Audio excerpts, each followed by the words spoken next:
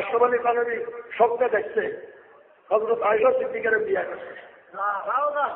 করেন না বেয়াদব বেঈমান, কাফেরের বাচ্চা কাফের। তার রেসালায় আপনাদের মধ্যে লেখা আছে, তার মুরিদে দেখছে হুজুর আমি স্বপ্নে দেখছি আপনি হযরত আয়েশা সিদ্দিকার বিয়ে করছেন। এই সময় আশরাফ আলী থানভীর বয়স প্রায় 70-72 বছর। আশরাফ আলী থানভী সিটির মধ্যে লেখে তুমি ভালো স্বপ্ন দেখছো, এটার অর্থ কি?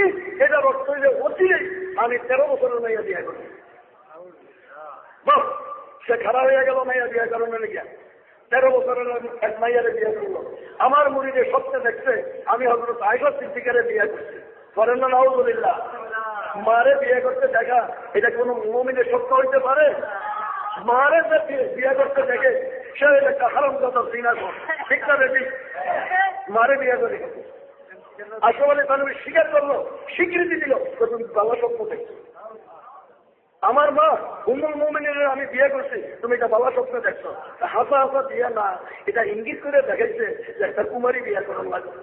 করে বলছে কুমারী বিয়া, এখন সে তো বুড়া, বিয়ে করছে কুমারী।